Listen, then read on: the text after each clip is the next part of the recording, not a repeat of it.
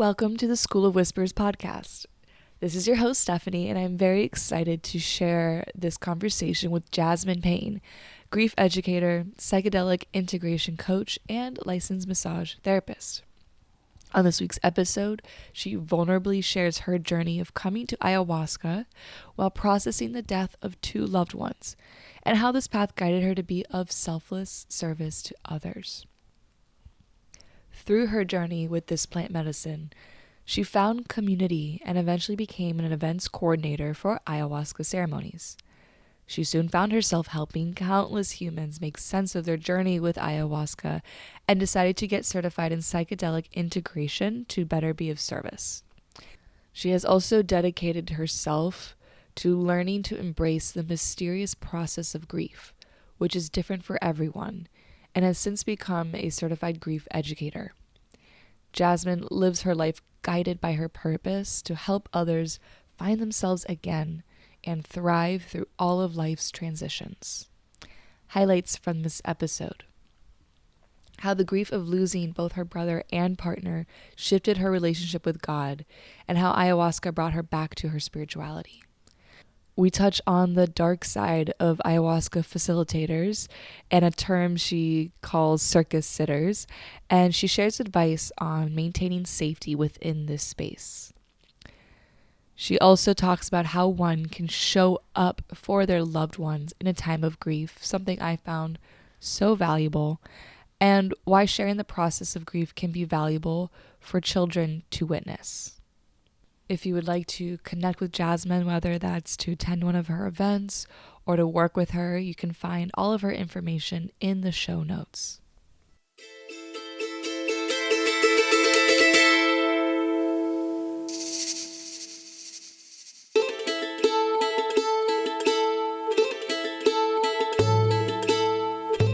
Welcome to the School of Whispers podcast. This is your host, Stephanie. I'm a licensed acupuncture physician and herbalist with a background in psychology, health sciences, and exercise physiology. Within my own spiritual awakening, I found myself learning pivotal lessons when I got myself to be in silence. Within that silence, the whispers came through. This is my sacred space of vulnerable storytelling where my guests and I share about the magic that comes from a life of following these whispers. I'm grateful you made it here, and I hope this show inspires you to live a life of following your own whispers. Let's get into the show.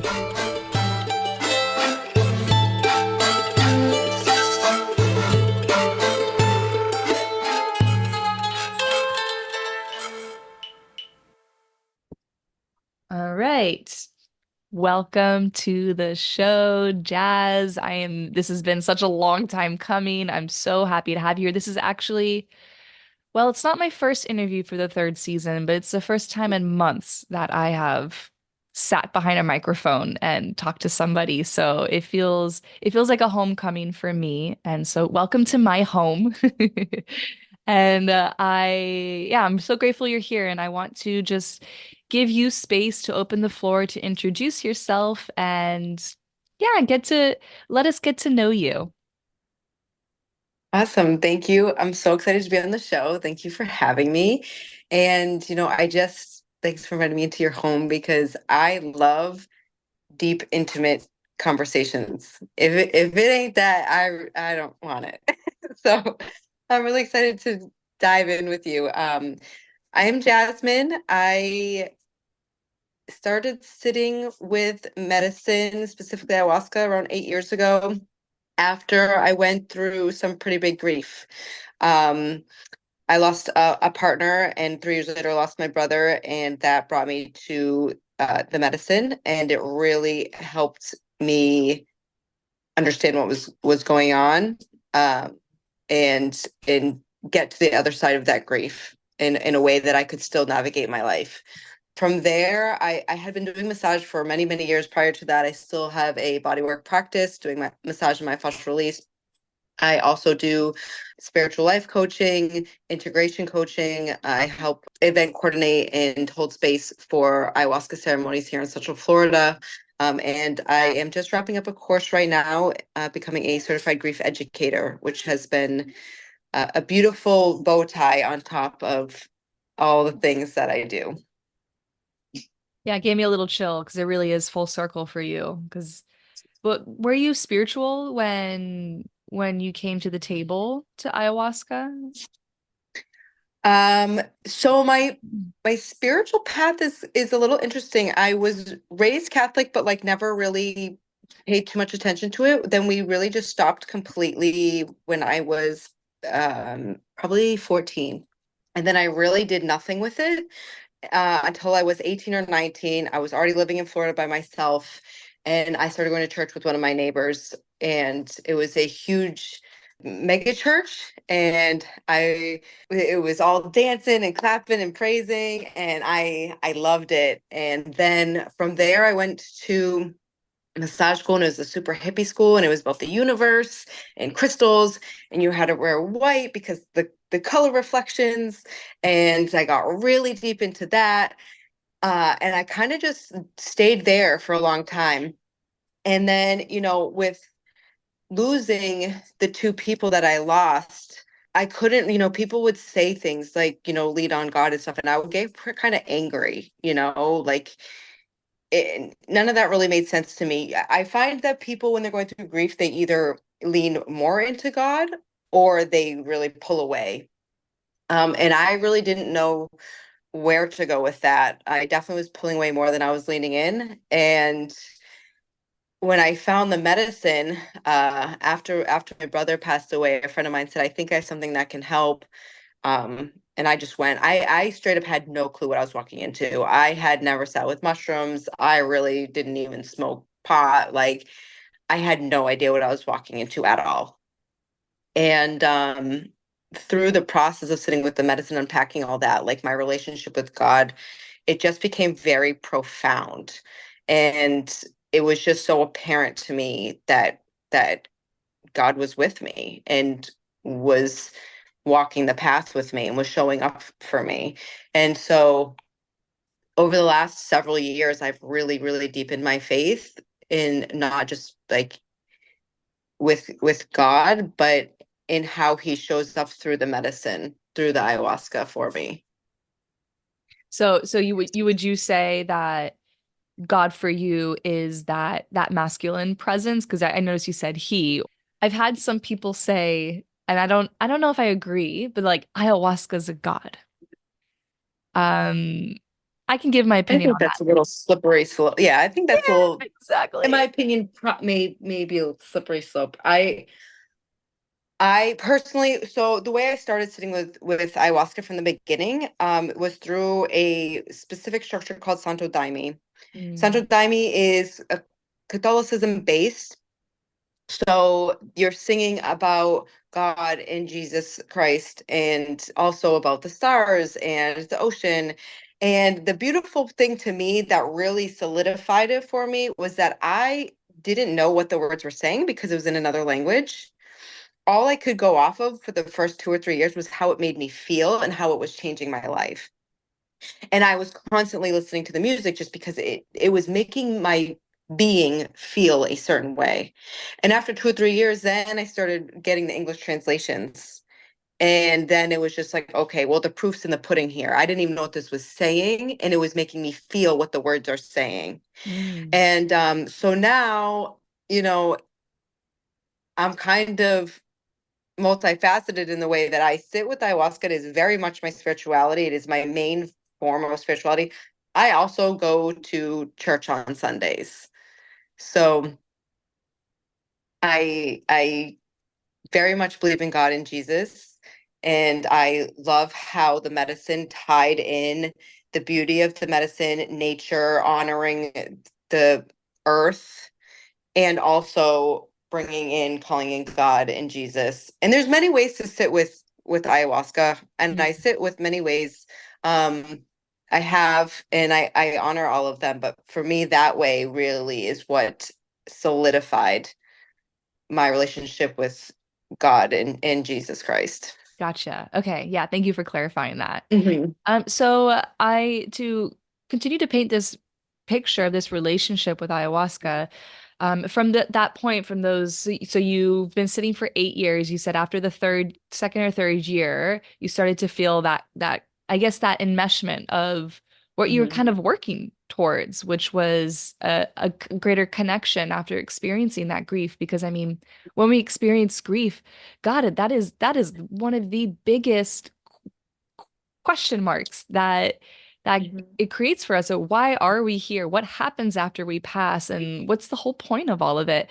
So as your relationship with ayahuasca developed, who did you meet that deepened this relationship? How did you even get to start hosting, or rather, is hosting the word on your land? Yeah, hosting Yeah, ceremony on your land. I help event coordinate and hold space on the land. Yeah.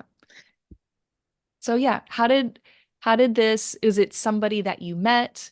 Kind of what catalyzed this relationship that you have with the medicine that you have now?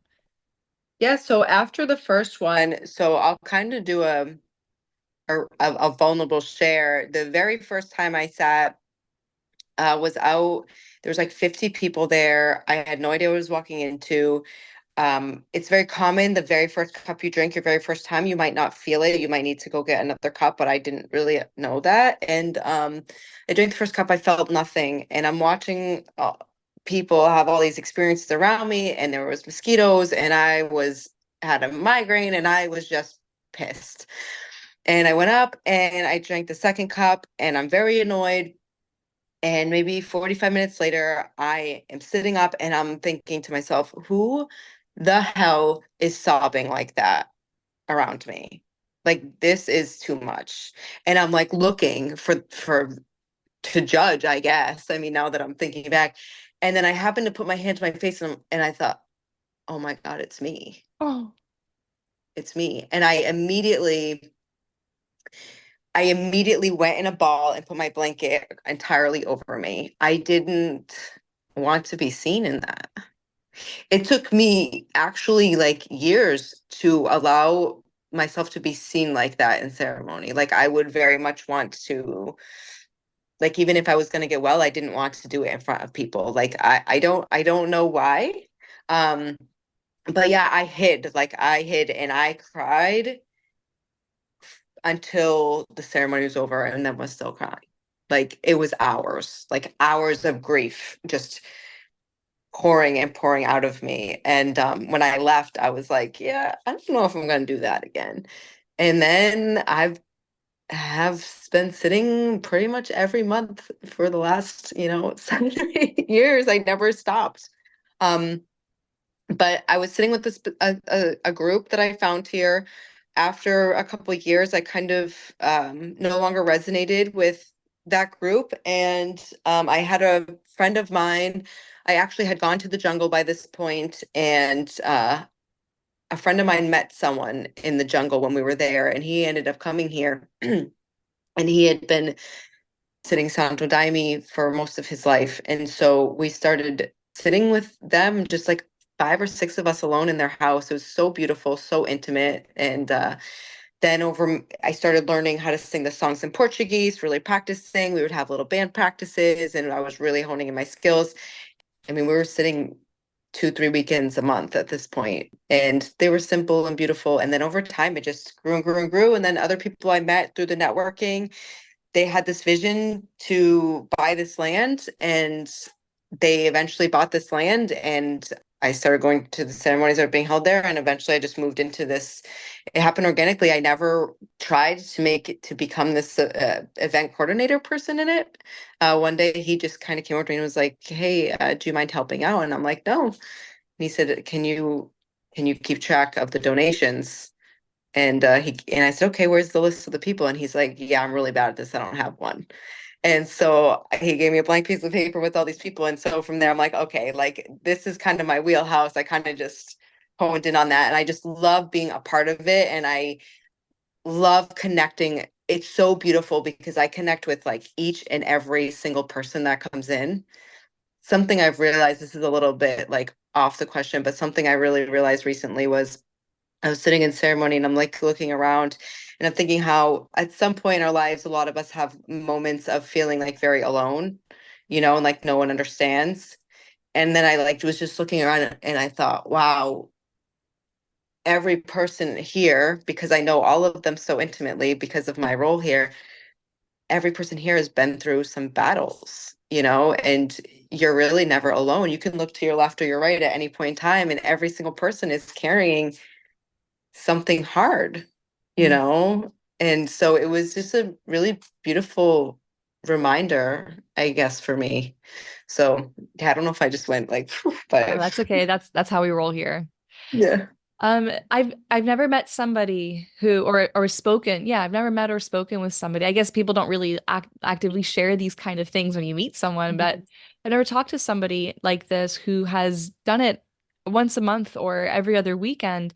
And so when you get to this point, because and forgive me if I'm like I sound ignorant because I've sat 6 times, so I'm a baby in this world. And every time I felt called, it's like the darkness is brewing and it's a layer and when we shed those layers, but I imagine after a while there's not a lot of darkness to look at because you looked at it. So what what comes through during those what has come through for you if it is that is how it is when there's no longer personal relevant darkness to get past? That's a good question. I Every person's experience is different, so I can only speak from mine. But when I started sitting, it was a lot of like the surface things. Like the grief for me was so heavy, and I had to really work through that. That was at the top layer. And then over the years, then I slowly started working through like stuff from, my teenage years, my childhood years, and keep going on and on and on. And it's amazing because even all these years later, I mean, there's still things that all of a sudden come up that I'm like, wow, I haven't thought about that in a long time. I haven't thought about that, experienced that. I don't even barely remember that happening. And a lot of times when you get so deep into it, you start really unpacking things about like your family line, the ancestral work. And I've definitely gone through some very heavy processes, um, helping heal things in my family through doing the medicine work. And now, life still happens, right? So a lot of times now for me, it is a lot about like fine tuning things in my life. Um, maybe this conversation I should have had a little differently. Maybe I should change this at my office. Maybe I should make a content post about this. It is a lot of that, but life still happens, and I went through some very serious personal crises, the last 2 years, and and the medicine's like what helped me work through those stages. Yeah, it seems like it's a combination of church and therapy for you. Hmm. Hmm. Absolutely. So I'd like to transition a little bit more towards your role in the space and also I've tried to say this without my little drama girl wanting to jump into the room. I had to ground myself a bit before to just make sure I don't make it about this because this is not what this is about. But I've just recently been turned on more and more as because I started um ayahuasca came into my world 2019, but I didn't sit until 2021. And it's like the more I'm in it, the more I see how it can be dark. And there can be a lot of dark characters in this world. And people can go in with all the greatest intention, but still come out. I'm just surprised. I'm Hmm. surprised that there's like a lack of clarity, there's a lack of reality or groundedness. If does that make sense?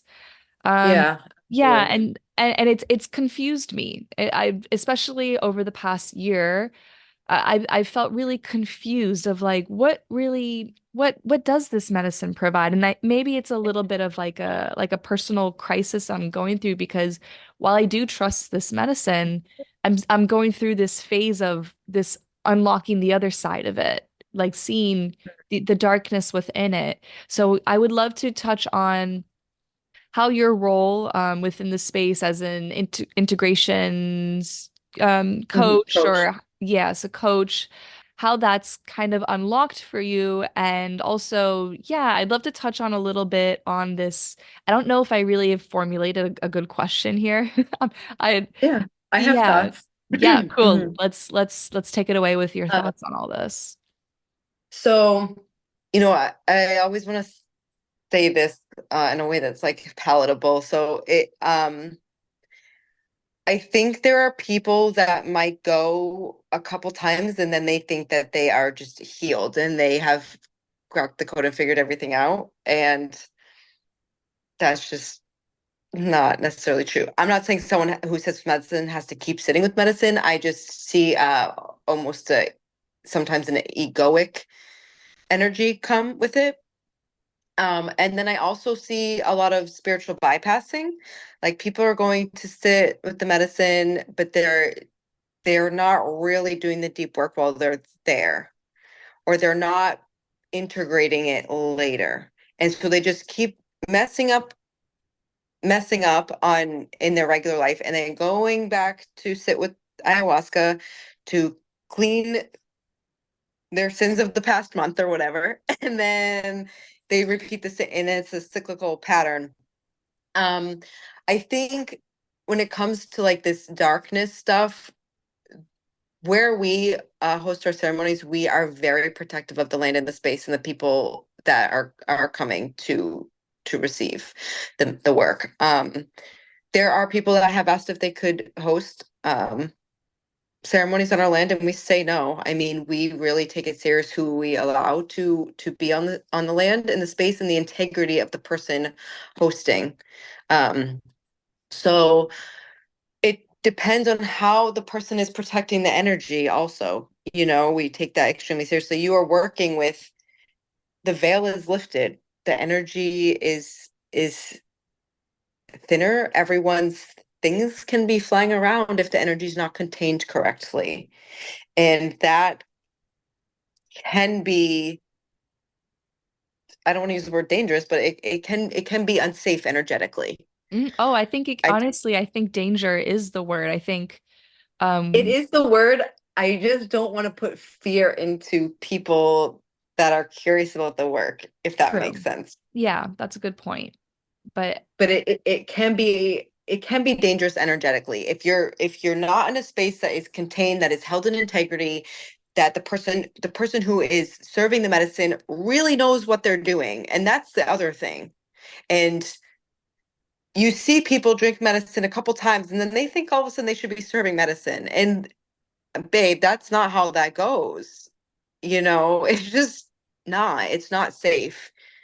It's taking me this long just to be as educated as I am, and I still have a lot longer to go. And I'm vested in this. You have to maintain a real level of humility here. That like this is a lifelong learning, and these people that are coming from Brazil, from the jungle, Peru, wherever, they were brought up in this. Like it's a totally different game, different lifestyle, different vibration that they're bringing in. They've learned this from their ancestors. They've been doing this for generations. They know how to hold the energy.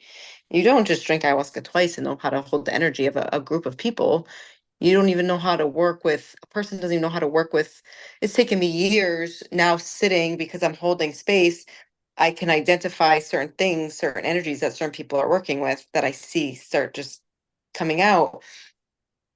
And then you kind of know how to help that person if they need help. um I don't know if any of that's making sense, yeah, no, but it is.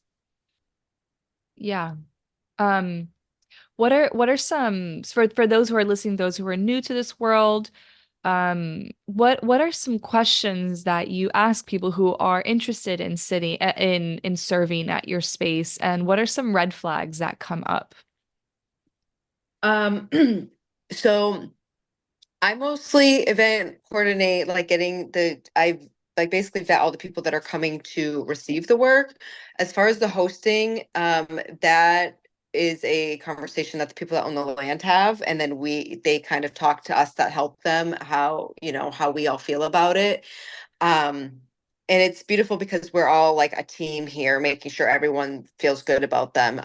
But Yeah, we see what their background is. We see what their reputation has been. We find other people that have hosted them before, and mostly we only work with people that are referrals from someone we have worked with intimately for a long time, or someone that we know really knows this world and has sat with them before and has called and said, hey, this person's, really solid. And even then, like, we're doing our own intuition checks on it, doing our own education on the person. And um yeah, a lot of the times for us, it's mostly referral from one medicine person that's hosting. Like, we had a person from the Huni Quinn tribe, and his translator that he's worked with for years and years came to help him, and then she brought someone else that she'd been working with from a different style of medicine, and he was like, his reputation was, oh my God, amazing. We felt like a celebrity was calling us. So it was pretty incredible the way that's worked, because they come and they see what we're doing, and we really have it together, not trying to like toot our own horns, but we really do the work to keep the space clean energetically. They don't have to, we have our own fire keepers. They don't have to have someone to coordinate it because they have me. And so and it's so much respect between us. That's another key factor, is like the respect that is between the two parties. That's a big part, and just like honoring what each party needs. So I guess what I wanted to touch back on with the danger, because I understand Mhm. how, yeah, you don't want to put people off because, well, it's like high risk, high reward. This is something where you are incapacitated. And I've actually recently heard of several instances, and again, it's just like this chapter I'm in of hearing of shamans sexually abusing women or being massively inappropriate. I actually recently learned about a friend last year who went to a retreat in Peru, led by this shaman who's kind of famous in his world, especially in the podcast world. There's some documentaries out about him, but we won't go into details of who he is. But long story short, she left. It was 10 days. She left early, and afterwards, she learned a couple of things that made her feel really, she felt terrible for leaving. And she, based on the few things that she learned, and I'm not going to give specifics because it's not my thing to tell, but she was really grateful that she left. There were just inappropriate things happening. It's almost like, this is a terrible way for me to compare it, but I'm going to do it. Like going to a bar and taking someone home with you, because it's like that is as vulnerable as it gets. And to me, like ayahuasca is also, or any plant medicine that kind of incapacitates you, it's as vulnerable as it gets. And you're not gonna, if you respect yourself and respect your body, you're not gonna just bring anyone home with you. And like, I think there's so many people who get so excited. There's so many promises about ayahuasca, and they want to just jump into and you Mhm. know what? I was that person too. Thank God for my friend Bonnie. I would show her the places I wanted to go to, and she goes, "Absolutely not. You are not going there." And she really cut me off there. So I guess I would love to touch hear what you have to say about Mhm. safety and excitement, and just like pumping the brakes on making sure that you're not stepping into a situation where there could be something very serious, a very serious repercussion here. Mhm. A couple things come up. For one, it's sad that we're not a society that has learned to trust our intuition and have discernment. Um, and not just with the medicine and sitting places, but with anything. That's what's needed. That's what is needed. You have to have discernment. Your friend had discernment. She went to a space. She felt unsafe. She didn't exactly know what it was, but she got herself out of the situation. That's having discernment. That's trusting your intuition, right? A lot of people, unfortunately, are detached from that part of them, and they end up in unsafe situations, whether it's sitting with ayahuasca, going to a bar, going home with someone, whatever the case, um, because they're detached from themselves. So it's it's tough in that way because then it's like if you don't have the discernment, how do you know the person you're talking to you can trust? All I can say on my end from where I am is that I make it my mission to be a safe person. That is my mission and what I'm doing in all parts of my life really, but in this part of my life, like I make it my mission to be a safe person. And I spend the time to make sure every person feels seen and safe, secure, um, and validated. And if anything comes up, that integration is needed or confusion or, I mean, some people do get confused. Like you said, they're not with their full faculties. We have people sometimes have episodes in the middle of the night, like little freakouts. Their mind is trying to make sense of things. And you have to be able to be the safe person for someone like that. And I don't know what goes through someone's head that thinks it's okay to take advantage of someone in that way. And it's incredibly sad that people are looking for help and healing and it's happening in those spaces. And all I can say to that is like it's not just happening in those spaces, it's like across the board Yeah, everywhere. it's human. Um yeah, and the other thing I would say to that is like find a home base you feel safe with and stay there. I made this term circus sitters where like people are hopping around to every different type of plant medicine and every different type of group that they can find. It can be this way sitting with medicine this way sitting with like Sancho Diamond this way, Huni Quinn this way, Yawanawa this way. Every weekend is something different. And then they're gonna smoke the DMT. Then they're gonna do the Bufo the next weekend. And to me, energetically, that's also dangerous and unsafe. You are working with way too many energies, way too frequently, and you don't know what you're picking up at all these places.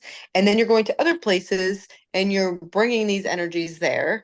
Um, and you can start to lack clarity a little bit. If that makes sense? I find it important to find a home base. If there's a special person that I really respect and admire and they happen to be in the area or something, yes, I will go. But for the most part, I have my home base and I really don't leave it, in order to keep my energy contained, in order to keep the space's energy contained. Mm, I don't yeah. know if any of that is, there's no real good answer for why someone is taking advantage of another person or without having the intuition and discernment for yourself to know whether something's right or wrong. I'm not sure. All you can do is make sure that like you're a safe person, you Yeah, know? I think that's great advice, and it's a great reflection. I think the home base is it's really great advice. Because I think we are a society where we get analysis paralysis. We have so many options, and we want to Mhm. explore all these options. But I lived this silly example, but I lived in New Zealand in 2019 for a year, and at the grocery store, there's so many fewer options. And my husband and I were like, we're so excited to get to America to see all the options. And then we got there and the grocery store is massive and we were just like, oh, I don't know what I want. I'm overwhelmed. I wish I was back in my little tiny New Zealand grocery store. There was like two or three options rather than six, seven options, Mhm. right? It's it's really not better. I think less is better when it comes to options personally, Mhm. which might be a little bit opposite of what the modern Mhm. Western minded person would think. Totally. And also it's a beautiful thing that ayahuasca is getting more well known because it's able to reach more people and help more people. And at the same time, it's dangerous because there's a lot of people thinking they should be serving medicine and they should not be. And there's a lot of spaces available that are not equipped and are not contained and are not safe and are not honoring um, the sacredness of it that it's coming from. And so there's like pros and cons to that. There's some very big pros to it becoming more well known, and there's some very big cons to it becoming more well known. Yeah, absolutely. And I guess that is the nature of the world we live in. So I guess we have to Hmm. just continue to roll with it. And thankfully, there's people like you who make it their priority to be a safe person. Um, I'd love to talk a little bit about your role as an integration coach. Um, I also think that's a space where there has been a little bit of an infiltration or just confusion or just inappropriateness um, around it. I think everybody wants to be a coach these days, but it seems like you've really put your time into it. And I'm not putting down other people who call themselves coaches, but it's just that there's a difference between, somebody who's been doing it for a while and they're like, oh, wow, actually, I'm realizing this is who I am versus being like, this sounds great. I'm gonna be this and I'm gonna Hmm. become it. Um, so, yeah, what I actually heard somebody recently use the term integrated living, and I love that because I've kind of felt like integration was a destination, or I'm Hmm. realizing it's not at all. I'm the things that have come to my mind since my first ones, I'm still trying to live with it and, as a part of my life. But I would love to talk about just your pillars as an integrative coach, and just what that journey has been like for you, and yeah, how you're currently living it as well. Yes, sometimes it definitely does feel oversaturated.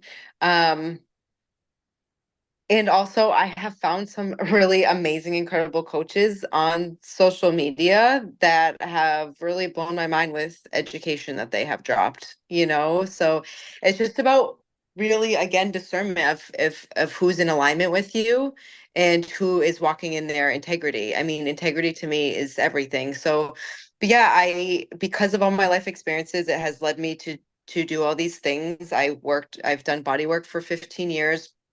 I've loved doing that. When the pandemic hit, I thought, I don't know who I am without my hands, and what would I do if I couldn't do this anymore?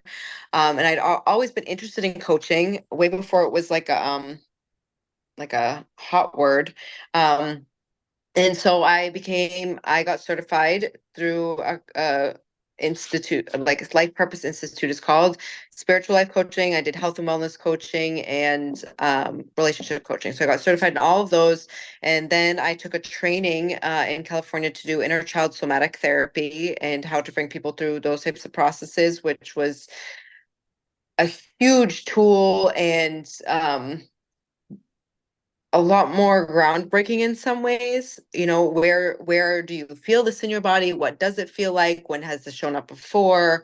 Um, those types of things, like the somatic therapy is definitely another level. And I love being able to bring that. When I started bringing that into my coaching, I noticed a huge shift in my clients. And now tying in with the becoming a certified grief educator, I find that, unfortunately, that is kind of my niche because I have suffered a lot of loss. And I think it has taught me so much. And I can sit with people in those spaces and I'm not scared. It doesn't make me uncomfortable to sit in front of you when you're in those spaces. And so I felt like it really was the only way for me. Like it would be a disservice for me and what I've been through and to other people if I didn't somehow tie that into what I do. So that's like the things that I work with the coaching and with the medicine groups. I always check in, follow up with people after ceremony, and the integration is real. Like integration after sitting with medicine is real. You will not see the world the same. You just don't.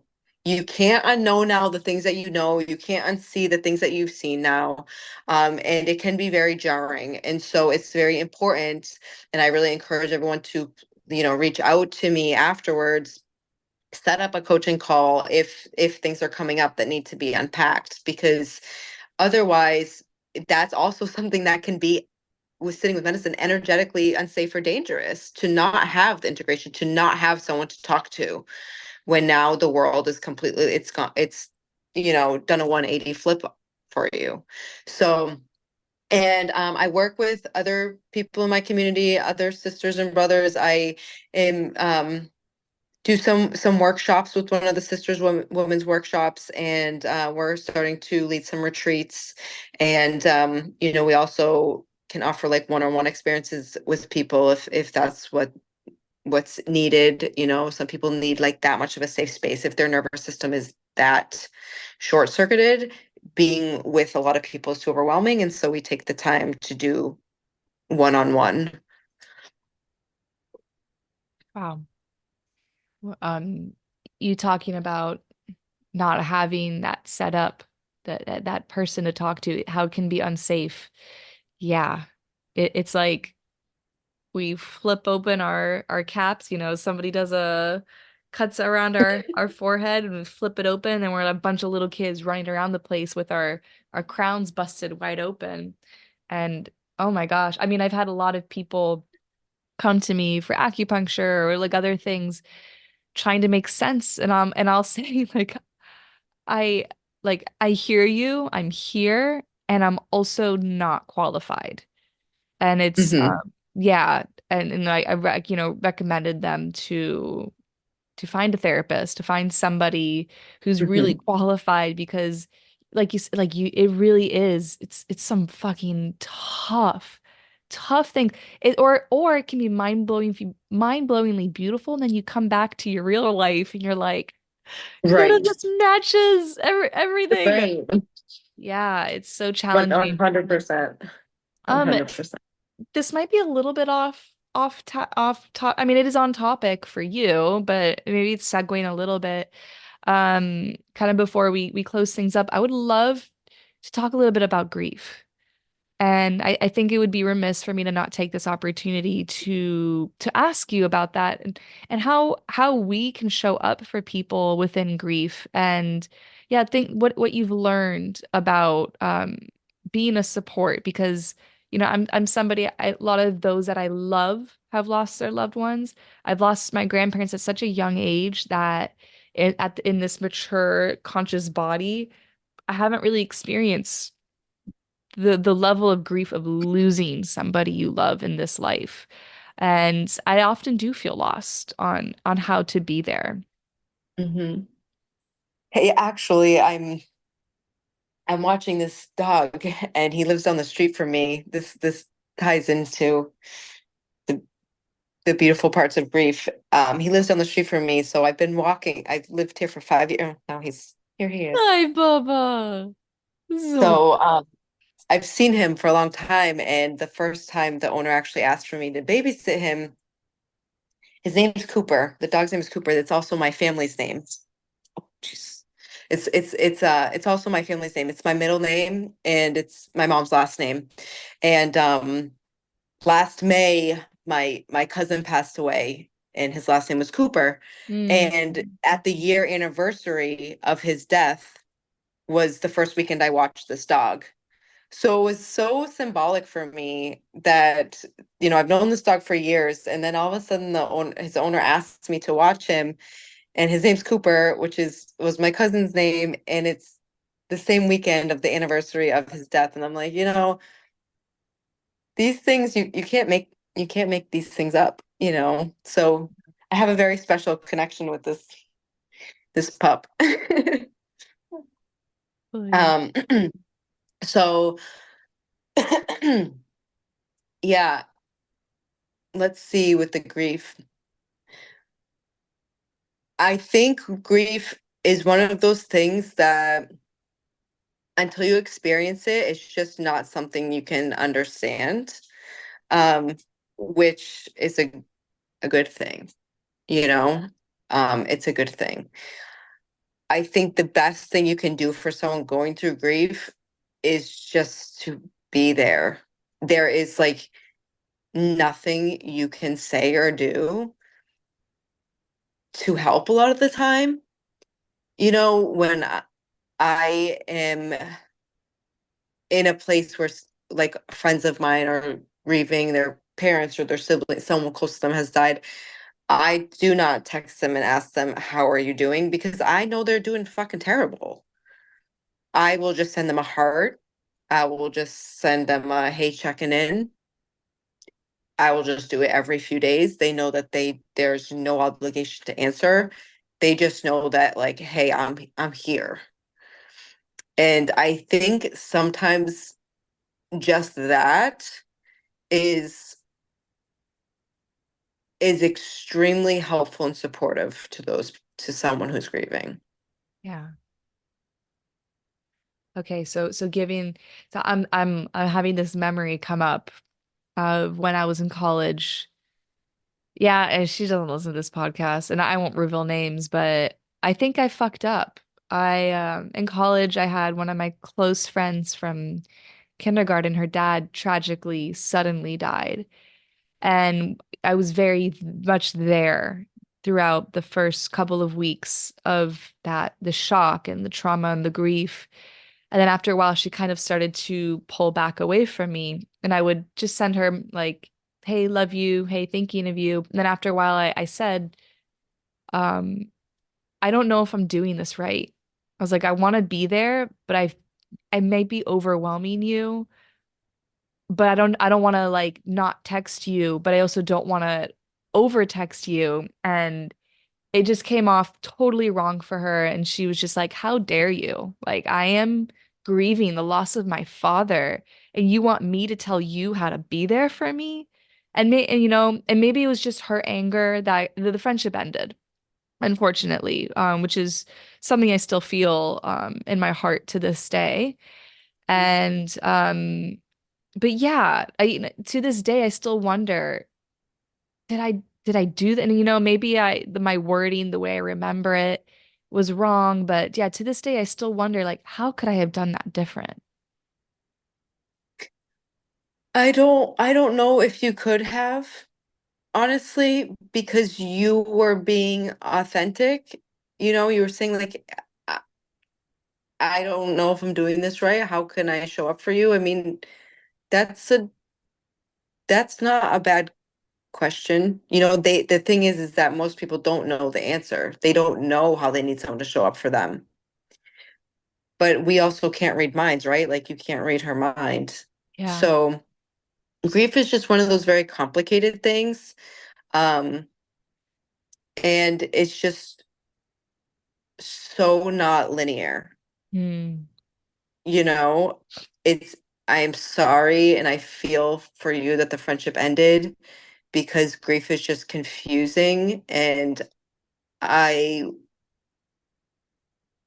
I have had a couple people come to me, or just recently, I've had two friends come to me and say to me they have just recently lost someone that they were really close to, and they said, they said the same thing. I realized I fucked up. Like when you like when you lost your brother, I didn't really even call.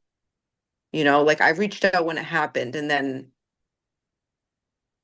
and now that I'm going through it, I'm realizing like I fucked up because this doesn't heal up overnight, you know? But I've just had to learn. I mean, this has been a process because I have gotten upset with how people have shown up, right? But it's only in the last like couple of years where I'm realizing people that haven't experienced it, like they don't know how to show up. And some people even that have experienced it, it's too scary for them to show up, you know? So I don't know if you could have done anything different. Um, I wish I had a really good answer for you. I think that's a great answer. And talking about the confusion, it is one of those things in this life that I think is one of the most confusing things. Like they try to talk about the stages of grief, Do you believe in the stages? I think there are levels to all of them. They definitely, I wouldn't say that they all happen just like Yeah. how it's listed.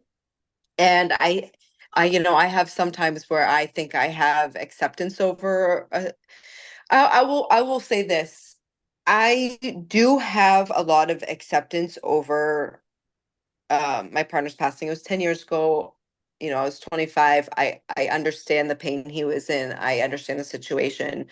Um, I lost him to suicide, and I do get it. And with all the acceptance and all the work I've done, there are still times that like I out of nowhere will cry. And it's like 10 years later because that's the grief just it there's parts of it that don't leave. You just I get integrated life, like you said, the terminology integrated life. You learn to integrate those pieces into your new life. It's like when someone passes away, you have to relearn like how to be a person. Like straight up, you have to relearn how to, okay, now who am I in this world without this person? And it takes a long time, and the missing them doesn't go away. And I want to say another thing I think is people don't want to talk about it. They don't want to bring up the person.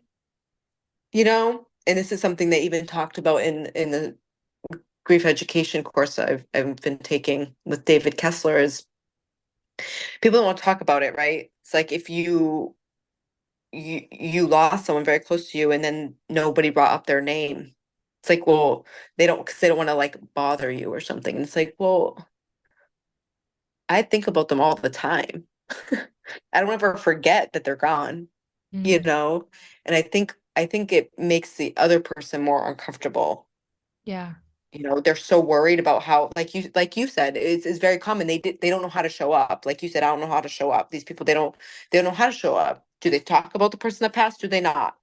Do they try to pretend everything's normal, or do they try to go deep with the person? Like it's just confusing. And also another thing I've been learning is like there's so many different types of grief.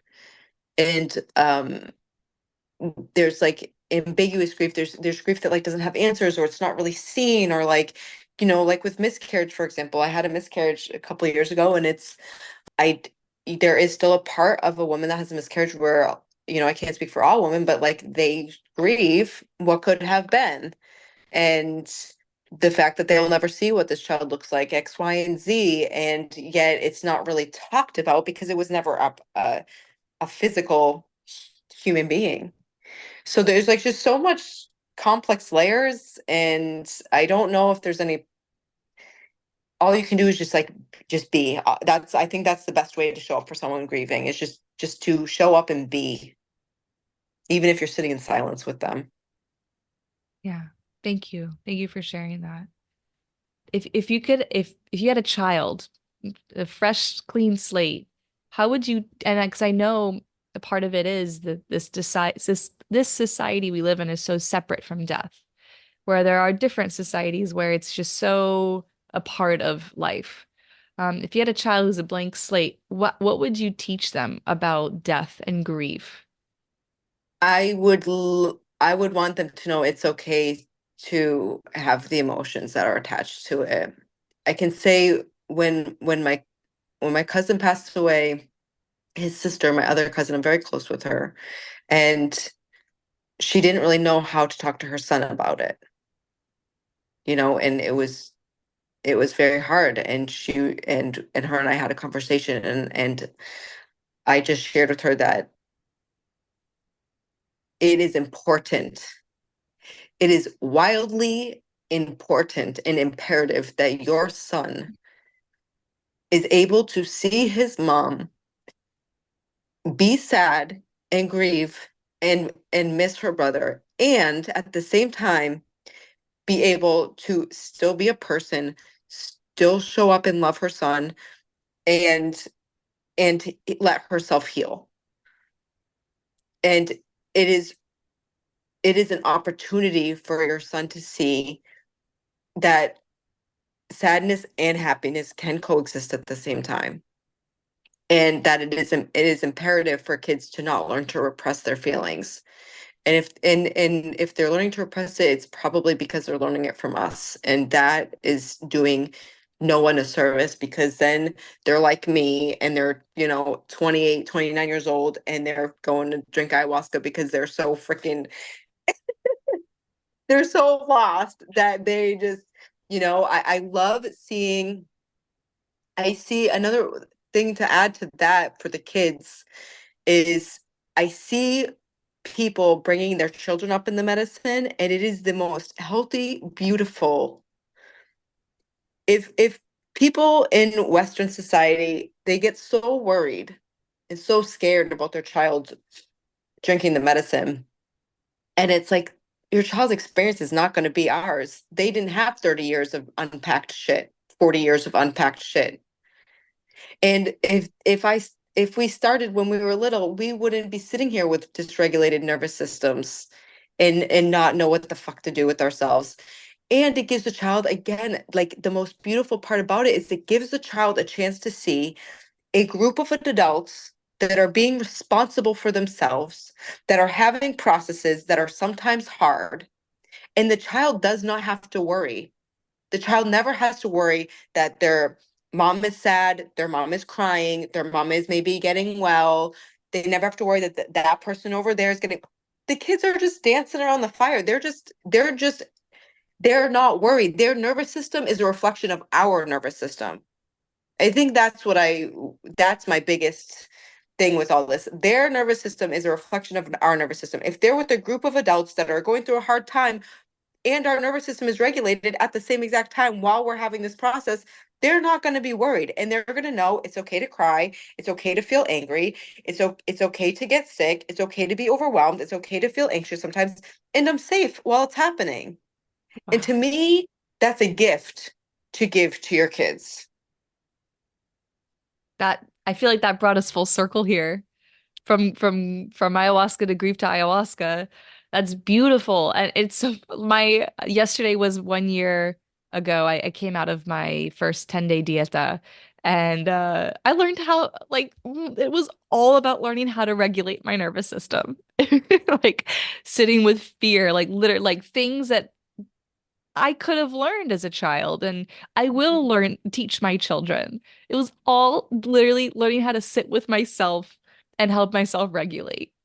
And yeah, Hmm. like at 27 years old, like I didn't know how to do that. Yeah. Oh, hmm. This, Can thank you. I Yeah, ask you a couple questions? absolutely.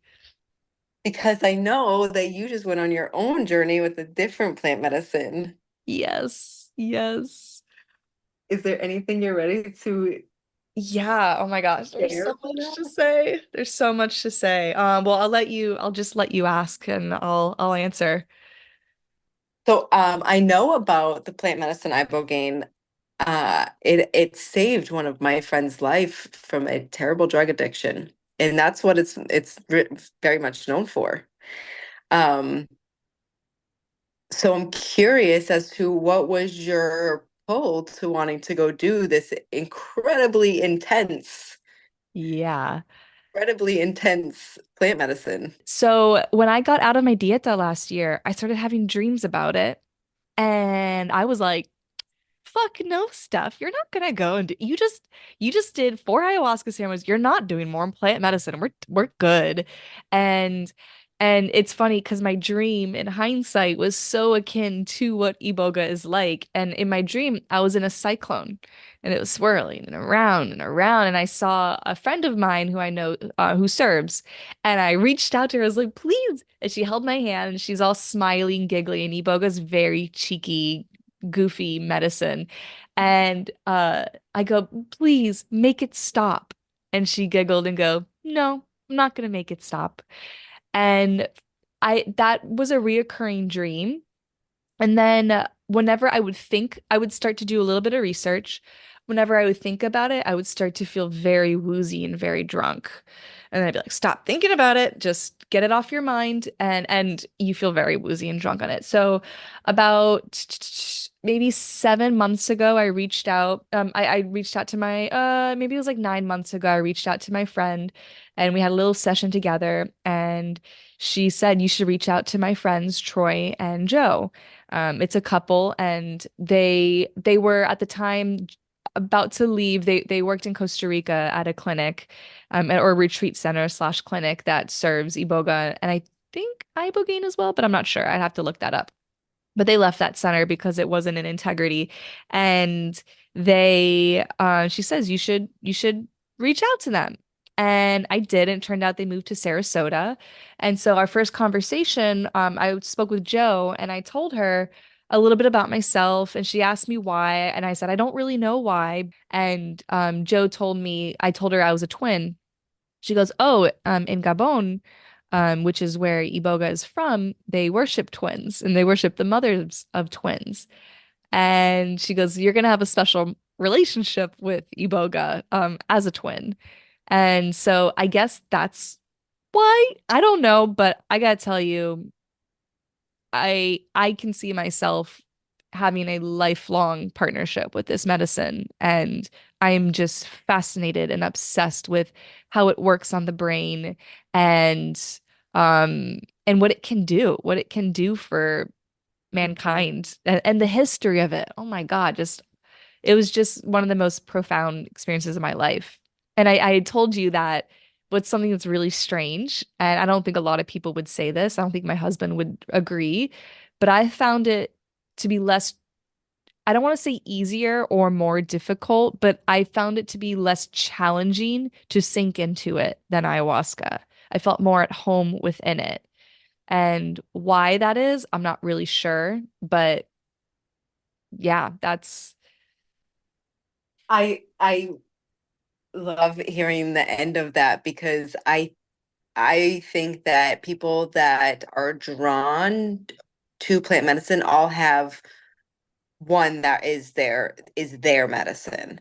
And the way you speak about the iboga is the way I feel about ayahuasca. And it's my life. And so I'm so happy to hear this twinkling star with this for you because it's such a beautiful relationship learning a plant, you know? it is like, and at the end of the day, because some people like to anthrop anthropomorphize ayahuasca, saying like, oh, she gets jealous, she's a god, she's this, and it's like Yeah. Mhm. at the end of the day, she's a plant. It's a plant, a beautiful, powerful plant, but it's a plant. It's not a human. And I think, if anything, that's what makes it even more special and Mhm. fascinating and wonderful and magical. This is a plant that comes from our earth, and it will never ever be anything like us. And we will never be anything like it, but we can try and we can learn as much as we can. My last question, because I don't want to take up too much of your time, but how does your twin feel about it? Did you feel connected with her in the experience? Could she feel you having an experience? Is she interested in doing it? Okay, so it's so interesting. When I do medicine, the first time I did ayahuasca, a huge piece of it was realizing that I had a piece of my sister's soul from birth. I watched her be born. I was born 3 months before her, and I watched her. And I remember thinking, or I saw the vision in ayahuasca, that's my baby. That's my girl. And she's crying and she's suffering. Oh my God, like I can't watch her suffer. And so like it took a little piece of her to always keep her safe, to always make sure she doesn't suffer that much. And my God, my twin has suffered. I mean, we're human. We have suffered so much, and I like took on this inappropriate role of like trying to be her mother a lot throughout our childhood. And then so in that ceremony, I realized you can have all the good intentions in the world and you can still steal a piece of that soul. And ayahuasca was like, your sister deserves to live with her whole soul. Do you want to let her go? And I was like, yeah, yeah, for sure. And then I hadn't seen her until February, mid-February. And we were kind of estranged in our relationship during that time. And when we came back to each other, we were like getting ready for dinner, doing each other's hair. And I was like, Gabby, you seem different. You seem like yourself again. And she goes, yeah, I feel like I have a piece of myself. In January, it felt like a piece of me returned. And I was like, can you say that again? It fucked me up. I was like, oh, what? I was like, I have to tell you something. But anyways, so then I did Iboga, and a huge piece of the ceremony was I get chronic rib pain and I like stabbing rib pain. And so it happened during the ceremony. So they guide you within it. You have a practice, Jode, she guided me, and I was back in the womb with her. And something had happened with my mom. And for a moment, and my sister she had me scan my body, like, where are we sitting? And she was sitting right under my mom's heart, and I was a little bit lower. And my mom felt regret for a moment. And my sister, because she was closer to her heart, felt that regret really strong.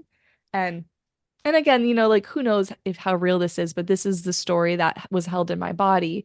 Out of a reaction, she kicked me right in the rib cage. And that we shared that regret and that lack of like feeling wanted, right? And like what was on the other side of that is confidence and knowing that I'm loved and I'm safe and I'm wanted. So I told her a bit about it, and I actually told my family yesterday about our whole experience. And my mom, my brother, and my sister are like, we want to do it, which I've never, yeah, I would That's never in a million incredible. years. They think I'm batshit with my plant medicine. Never in a million years would I have expected that. I I don't like using the word jealous, but I'm incredibly envious in the most healthy way of people who sit with their families. Right. So I am extremely excited for this to happen for you. Yeah, I am too. And who knows? At the end of the day, who knows but the fact Hmm. that they said those words, Hmm. yeah, it was powerful for me. Yeah. You're So doing the work. yeah, Hmm. we are. I love this for you. I can't wait to hear more. I don't want to ask too much because I know you're going to do another one on it, but I can't wait to hear more. I've loved this conversation. Oh, me too. It's been so beautiful. I loved the direction, the unexpected that's why I try not to have too many plans because the Hmm. direction it's been in has been, I'm sure, what a lot of people need to hear. It's been what I need to hear. Do you want to do something to wrap it up? Yeah, yeah. Well, so I usually do closing questions. Okay. Um, well, so the first question is, what is a food? Because food therapy is a huge part of my life and Chinese medicines. And so, what's a food that you have found healing for you on? And I don't know if I love the word healing. So maybe the word is centering or potent or powerful or a homecoming for you on this journey. I love stories. It's just like giving the vulnerability. My dad is a hunter. I come from a big hunting family, and I stopped eating meat when I was 7, and I didn't eat meat besides for fish until for 10 years, so I was 17. And for most of my life after that, after at 17, I started eating meat again, but after that, I was like very on and off. I kept constantly trying to be vegan, be vegetarian. I don't want to eat the animals. I love the animals. And I really just wasn't feeling good. I went through, like I said, I was having a lot of personal issues this past couple years, and I went through some pretty big health issues, and I needed to eat meat. And I really struggled with, okay, well, how am I going to do this in a way that feels okay for me? Because I don't want to eat the grocery store meat. I really don't want to eat cows. And so I found a company, and it gets shipped to me. Um, and I started eating deer meat again. And that, I think it's like the first bite, I'm like, okay, like A, my body needs it. B, it feels in integrity with like my family's been doing this for years, like years and years and years. And so it felt like kind of like a full circle process of like the reason I became a vegetarian was because I at 7 walked into a room and I saw my dad like slaughtering the deer and I was like, that's it. And now after this process these last couple of years and starting to eat the deer again, but almost every day. And then I went home and I actually, I've had an experience like hunting and helping my family slaughter the deer and cut it all up. And it's like a ritual. It's a deep thing and it means a lot to my dad and to like just the people there. And so I would say that has been the food that has been like most nostalgic healing, and physically my body needed it and I got to do it in a way that felt an integrity for me. That's the words that were bouncing through. And I feel like it's on brand with just everything we've been talking about is the integrity, the listening, the honoring, the intuition of it, and like the ancestralness of it, honoring Mhm. and death as well. Yeah. Of course, as a 7-year-old, you don't, if somebody doesn't explain it to you and you don't have that wisdom, it's hard. And all you see is blood and guts. But there's so much more to it. That's so Mhm. beautiful. Um, then my last question, and you can answer this to whatever depth or non-depth, wherever you're comfortable with. And I think we've shared a lot about darkness. So, and I'm so in so much gratitude for your willingness to share. So if you don't want to get into this, we don't have to, but I usually ask people, what is a darkness that you have either recently found yourself in or on the other side of that feels relevant and that has pearls, a pearl that feels relevant to share?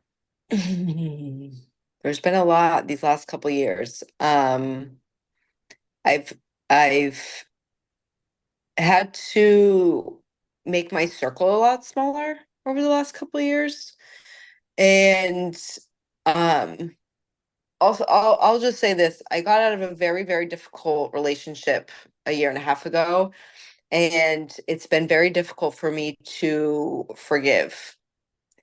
And I know as much as it's hard for me to forgive him and how he showed up, a lot of it is forgiving myself for allowing for so long and and like anger at myself for even entertaining certain situations and dynamics. And um I think that relationship really just made me smarten the fuck up. That would be the pearl. Like it was a gift because it showed me all of my wounding that I thought was healed. Like I thought I was so healed. And this relationship showed me every single tiny crack and crevice that was like very uh sick still about myself.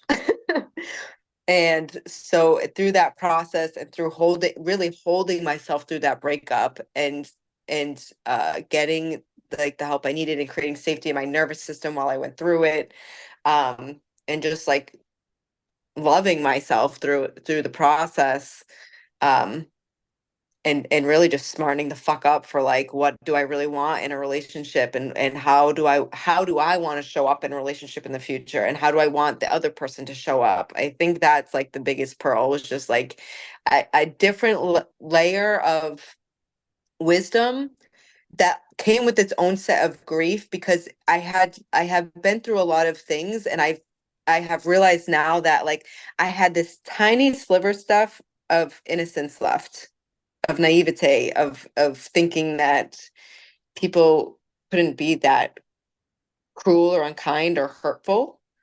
And now that like tiny sliver of innocence that I had left, when all of the rest had already been taken away, is gone, it I've had to grieve that part of me, you know? Mm. And also welcome in the fact that like I'm stepping into this new person that has a layer of discernment that I have never had before. And that is beautiful. Wow. I love your words. I love the way you say things. And thank you so much for your vulnerability and honesty and sharing that. Hmm. Is there anything else you feel like sharing before we get into how people can find you and connect? Um, Jess and I'd love to come back on sometime and talk to you acupuncture and Chinese medicine about health and yeah, about health things because I Yeah. have questions for you. I love that. And you have so much knowledge on the body. Like that's a whole other rabbit hole that we haven't even touched on. And I'm so passionate about body work and all of that. So you will be Yeah. back. Awesome. Well, Jasmine, can you please share how people, and I will include all of this in the show notes, but yeah, how people can find you and work with you. I am on Instagram, Jazmin Cooper Payne, JazminCooperPayne, just my full name. Or my website is hummingbirdheart.co. And those are the places you can find me most. Thank you so much for listening to this week's School of Whispers podcast. If you would like to support this podcast, please consider leaving me your rating and review and sharing with a friend. If you would like to work with me, whether that's with esoteric spiritual work or acupuncture, herbs, lifestyle counseling, you can find my information in the show notes. All right, we'll see you next week.